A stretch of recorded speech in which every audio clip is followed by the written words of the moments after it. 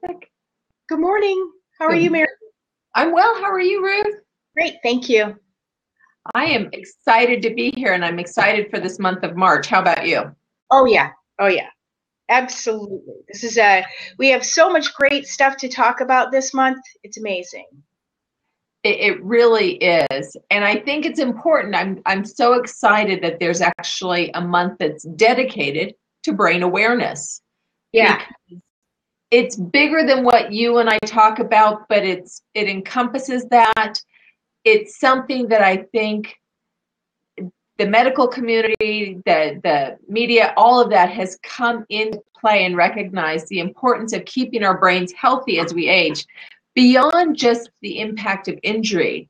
So brain injury awareness has evolved into Brain Awareness Month. And it's getting close to the time of spring, so everything feels new and reawakening. Why not our brains, right? exactly, exactly. So, So go ready ahead. for your little guided meditation to start us off? I would love to do a guided meditation with you, Ruth.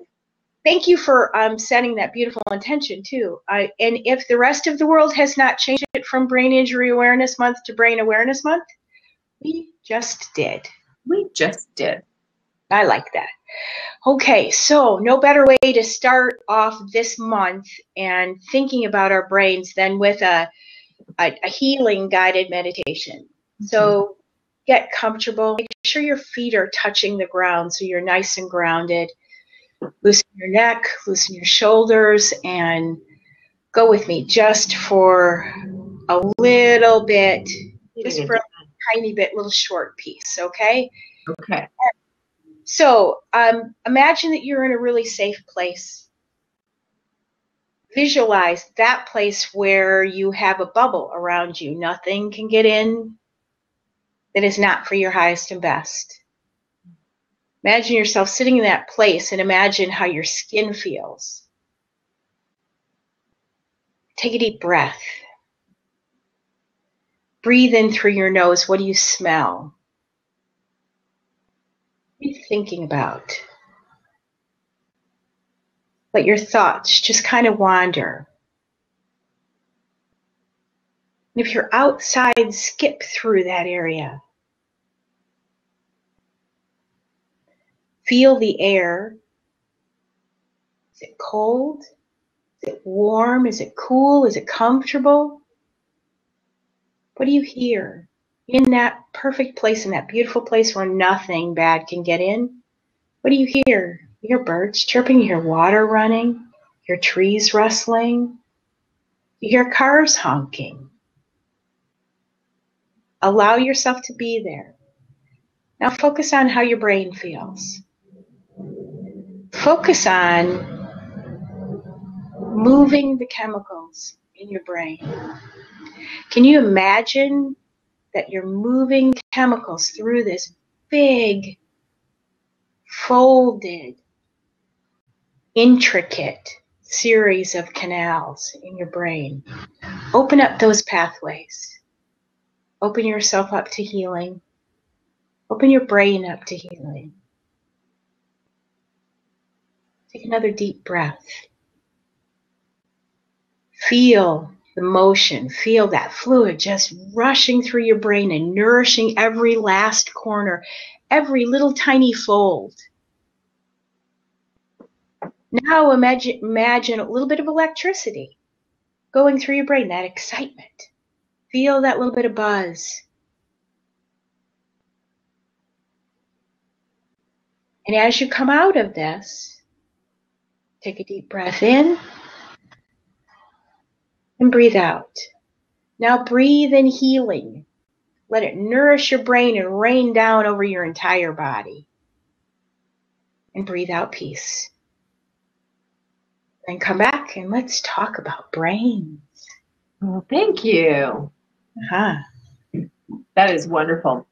Yeah, mindfulness and meditation is one way to get you back to center and back to good and back to feeling that well-nourished brain. I think we talk about this frequently, but not enough. We have the power to heal our own brains. And sometimes it's just taking that step back and focusing on it. It takes some practice, but after a while, you'll get to the point where you can actually feel. Do you feel that now, Mary? Do you feel the chemicals moving in your brain? I do, especially when I saw the comment that it can be very difficult in the concentration. And I think that there are a couple things that you just said. The practice. Meditation does take practice. And I think that one of the things that I know from personal experience and from helping others with meditation is that we kind of tend to expect to feel that, okay, I'm in it right now. Right. And it takes practice to learn how to quiet the brain, to quiet our minds, so that when we have the 50 million thoughts going on, to quiet those so that we can feel then the healing going on, the chemicals, but to not give up on it too soon. And there are days that I don't care how long you've been practicing meditation, there are days when it can just be tough to quiet everything enough, whether it's there's noise outside that's bothering you, kids going on, anything, or you have a deadline or something like that you can't put to rest. Right. And there are two big kinds of noises that we deal with all the time. It's external noise, all that sensory stuff. We're being bombarded with sights, sounds, smells, deadlines, people, this chatter. And then it's the internal dialogue. It's that internal noise that sometimes is even more difficult to turn off. I have days where I can tune out the rest of the world. Gotten pretty good at tuning out all of the external noise, and brain injury taught me how to do that out of necessity, or I would have just lost it completely. So I can shut that out. It's turning off that internal dialogue that's so challenging, and so I sometimes have to trick myself into it. Guided meditation works really well for me. That was a little bit of a clunky guided meditation that I just did, because it was short, because I wanted to get to the parts where we were moving chemicals. If you take yourself to a safe place, the first thing to do is establish that safe place. Build a wall around yourself and just know that anything that gets in, set it up. Anything that gets in is there for your highest and best. Period.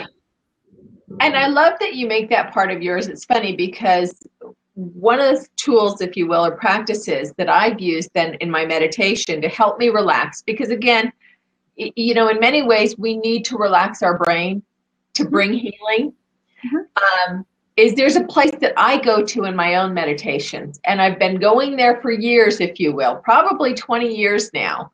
And it's not a wall that I have built. I have a glass bubble around it.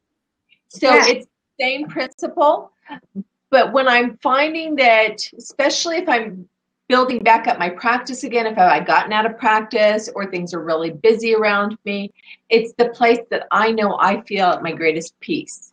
Yes. And so I can go there fairly quickly. But even still, I think you're right about the external noise. Yeah. We can use headsets.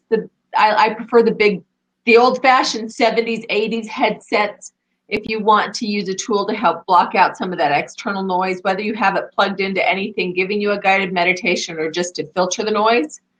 It's something that I used with my girls when they were growing up to help filter some of the sensory input. The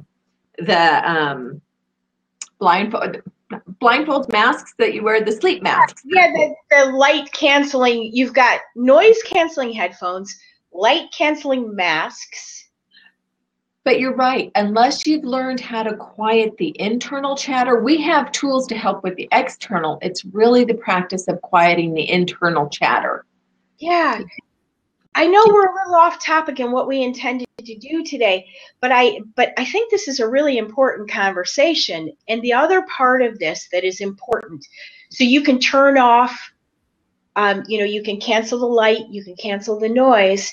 One thing, once you start tuning into your senses to wake up your brain, which is what we're going to talk about, is tuning in to wake up your brain. One thing, once you're acutely aware of it, is the temperature of the air on your skin. How does my exterior shell feel right now? I have goosebumps. I'm chilly. It's chilly day in Southern California. Wait a minute, what? Yeah, it's damp and gloomy and a little bit chilly today. So I am really aware of how my skin feels. When I was leading you through the guided meditation, I kept talking about how imagine, is it cool, is it warm? Because I was trying to rearrange how my skin feels right now, because I'm chilly. Yep. Yeah. And it's interesting how we will bring those external factors even into our meditation at times. And I think we'll have to have a whole topic about meditation one of these days, because it is so important. And when we talk about brain health and brain awareness, the importance of having a variety of tools in our toolbox. And yes, ironically, the theme for this month is fill your toolbox. So ironically, nice segue there, Mary. Beautiful. And meditation is one of those tools that we put into our toolbox. But let's talk about why we even have a toolbox, a brain toolbox, if you will, which is the statistics are staggering. If you take the time to look at what's going on in the brain arena and what we're recognizing now, the medical community is now recognizing and finally bringing light to, are the numbers of people. Do you want to share some of your statistics, or would you like me to? Here's a statistic that you brought to my attention from the Brain Injury Association of America. Is that correct? That's correct. 3.4 million people, 3.5 million people every year, not just right now, not 2 years ago and still going through it.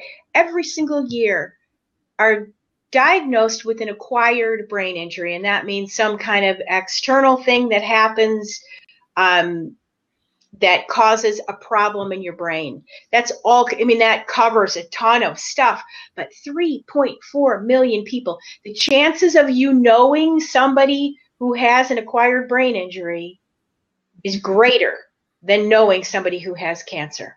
Think about that one. And the way they define it is, it's any injury to the brain that is not hereditary, congenital, degenerative, or induced by birth trauma. So we're not even including the traumatic brain injuries. We're talking just acquired brain injury. We're including traumatic brain injuries, but not from birth.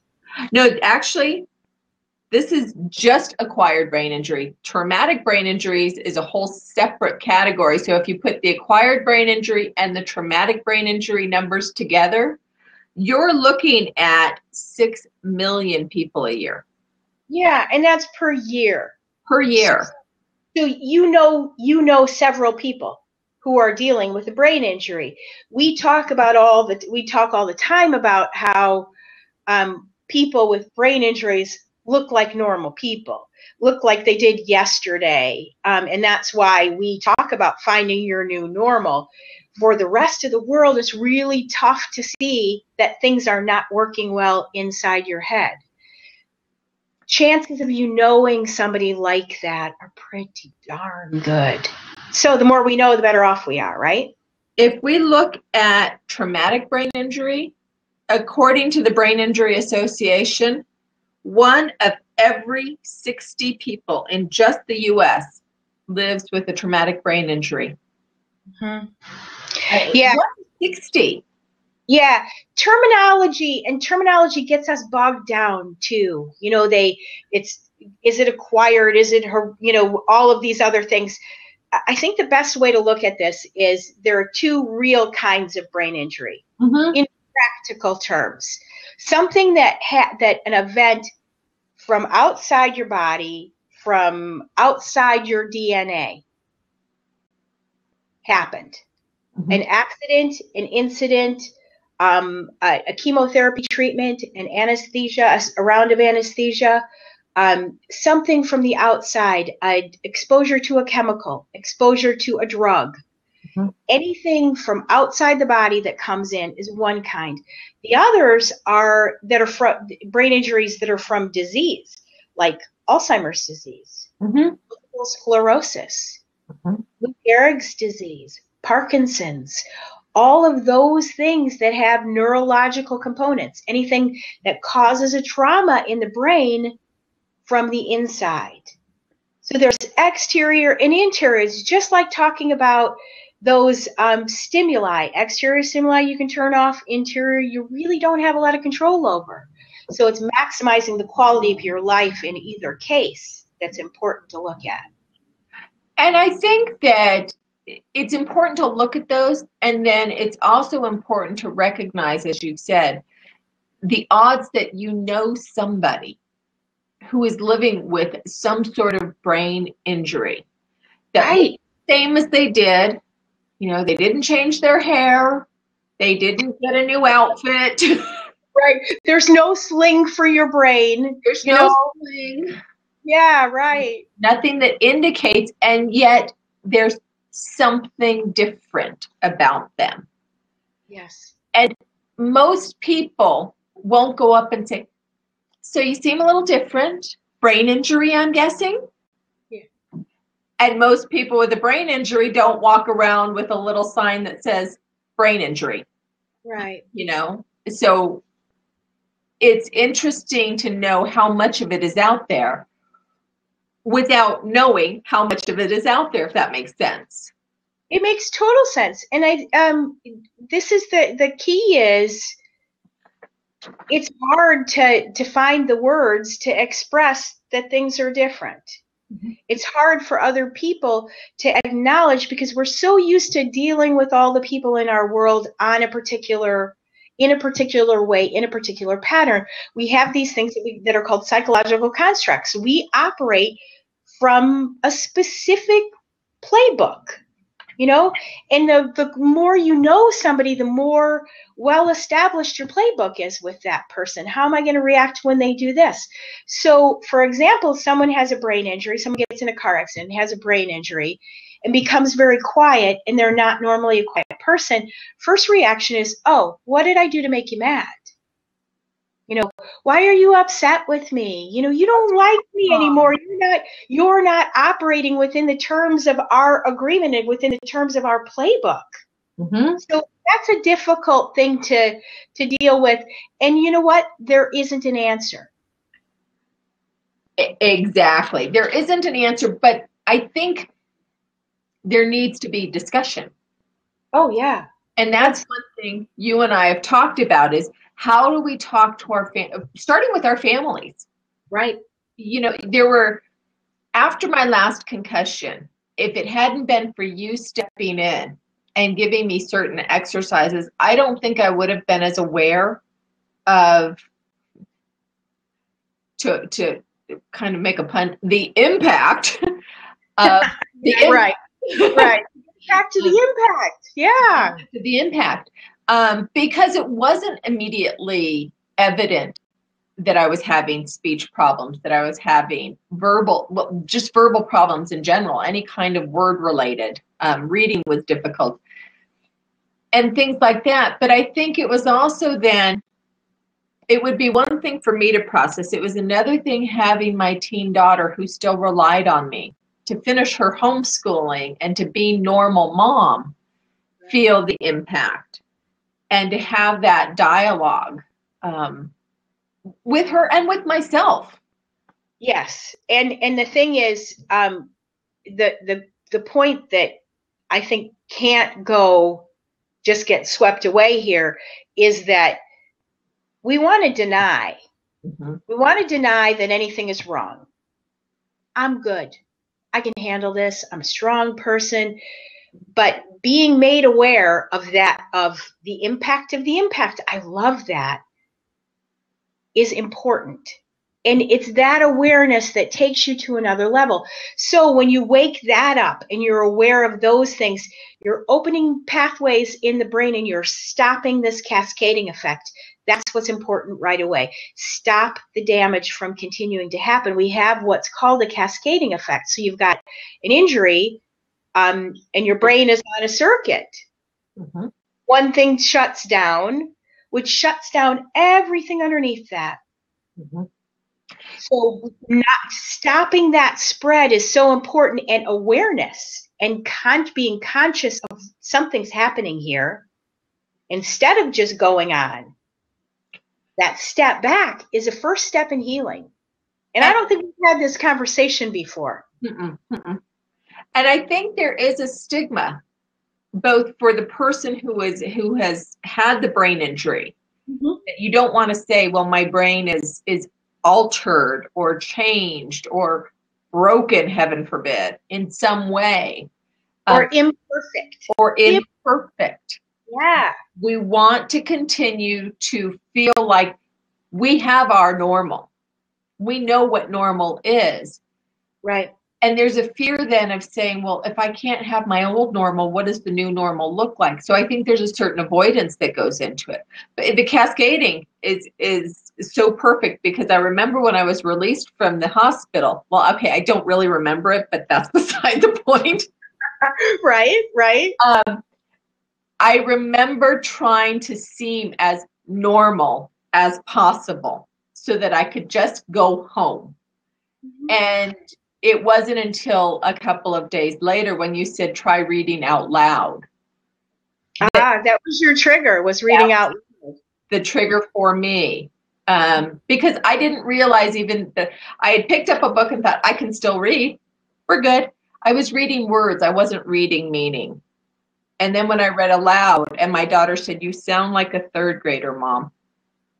It started a dialogue. So I think it's that awareness. It's the bringing it to the forefront and acknowledging there could be a problem here. You don't have to say there's something wrong with me. It doesn't have to be this big devastating thing, although it often feels that way. However, it can be an awareness of everything's a little bit off. So let's try and keep working through that little bit off and figure out the little bit off. As you work through those details, you're activating parts of your brain and realizing what's not working, what is working, and then firing those things back up. And it just kind of happens, and you need to let it happen. The burying the head in the sand is not a solution. Exactly.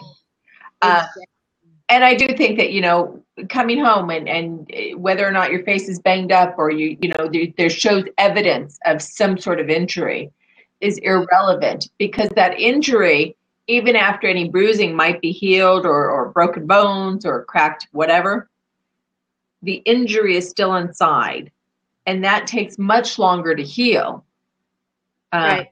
As you and I have discussed. And I think that, one of the things for me that was so important was having information available to me and finding information. And you were my first source, so I'm not even going to be shy about plugging this right here. This amazing book. You're a funny lady. Thank you. Thank you. Healthy by Ruth Curran, available on Amazon. Feel free. Mine is marked up and highlighted and notes written in the margin. Information is critical. Yeah, it is. And that leads us to where do you find that information? There are some great resources and some great places to find information. There are the Brain Injury Association of America, that's BIAA.org. And then there's the Brain Injury Alliance of the U.S. or U.S. Brain Injury Alliance, I think is what it is. Brain Injury Association of America is huge. They have tons and tons of resources. They have there's access to local and state organizations, all kinds of great things like that. So if you look those two organizations up, you're going to get led to a support group. It's so important not to feel alone. I've never used a support group. I'm sure they were available. I'm sure they were around. That just didn't hit my world. You didn't use the support group. I did. I had you. Yeah. One of the things to I keep had in my mind. family, you know, I had my family, and I had a very small circle of friends who did things like come over and play games with me. Mhm. You know, that kind of thing that get me to move outside my comfort zone. Last week I spoke at a San Diego Brain Injury Foundation support group, and it was the most amazing conversation. And in the back of my head, I'm thinking, boy, this would have been so helpful for me. You know, those local organizations that put support groups together that have that network are absolutely life changing. And, you know, again, I was thinking, gee, if I'd only had this, but I didn't. And I think it's also important to note that sometimes it's not just the individual with the brain injury that needs support, but it is the family members. It's those that are closest to them, the closest friends, Right. the closest family, because their world has been changed as well. Yeah, yeah. Sometimes they need a place to talk. Yes, and it's and that's really important from both of our perspectives, because we both had teenage children when this happened. Mhm. And my son was at a very critical spot in his life. He was, you know, being recruited by colleges, and I had no input in that decision. None at all. And here was this, you know, yes, I have an amazing husband who helped. And yes, my son is is a good support for himself. He had all kinds of great support all around him, but I was the mom who helped organize, you know, and was, I'd like to think, part of that glue in decision making. You take those elements out, and that's a difficult thing. Your youngest daughter you were still homeschooling. Mhm. I can't imagine. And it was a challenge. It was a challenge. I was still homeschooling and I was still teaching a literature class at a private school. Grading And papers, doing the syllabus, getting your lesson plans ready, you know, making sure that your daughter got the education that she needed. That's big. It's also a great brain exercise too. So, you know, let's not sell that short. is a great segue. And it also, the one thing I will say is that it keeps us in that place of trying to look normal. Right. And I think that the more energy we put in trying to look normal keeps us from trying to find our new normal. Ah, yeah. Oh, that's such a great point. So Yeah, that's an amazing point. Boy, you've had two that we're just going to keep today. The impact, and trying to look normal keeps you from finding your new normal. Those are beautiful insights, Mary. Thank you. Thank you. So, and another insight, so we'll just lead right into it, is that finding our new normal doesn't have to be some sort of heavy duty, let me take an hour out of my day and sit down and do my brain work. Right, right. I think you're the master at taking life and making it into brain fun. So you want to share some ideas that you have at what we can do right here at our desk? In 3 minutes or less, right? 3 minutes or less. 27 already. Okay, so let's do a quick brain exercise. Look around your desk, pick up something and hold it up. Oh, I have a pencil. I have a colored pencil. You have a sparkly pen, right? A glittery, embellished pen. So think of what else could you call what you're holding? What is another name for what you're holding? Mine is a mandala colorer. All I can think about is this has got enough texture. Mine could almost be a nail file. Okay, so mine is a hair tie. It's a hair holder. See? There you go. Mm-hmm. Mine is one of my favorite things, as you know, are fidgets. It's what I used with my kids to help them keep their focus, something to play with. Absolutely. Okay, so mine is a thought vehicle. And what I mean by that is my thoughts can come from my brain through my circuitry into the pencil and onto a piece of paper. Oh, she's up upping the game here. A thought conveyor. We just opened so many new pathways in our brain just by doing this little tiny thing. Another one, hairbrush. 3 names for this, Mary. Back scratcher. Yeah. Yeah. Okay, this is terrible. You can tell I have animals. Lint remover. Yeah. Presentation groomer. Presentation groomer. Although my mother would claim that I would say foreign. Not in my world, right? Well, I brush my hair on Thursdays, so just for this. Torture device. That was device, but that's the key here. You were right? scared. I was going to hold up the flashlight for you, but I'm looking at the time. Yeah. Thank you so much. Thank you. This was fun. It's always fun to play with you. Yeah, and we'll continue these conversations. And I know we got off a little bit on what we wanted to talk, what we intended to talk about, but we've got a whole month to talk about filling our toolbox. And maybe next week we can have some fun activities. The week after, I know we're talking about exercise with 2 exercise experts. I'm excited. We plan to talk about nutrition and the brain one day this month as well. Exactly. So many things to talk about. And we'll start by talking about filling this toolbox right here. More next week. And this toolbox. All right. Thank you. Have a wonderful week. Bye. Yes. Bye.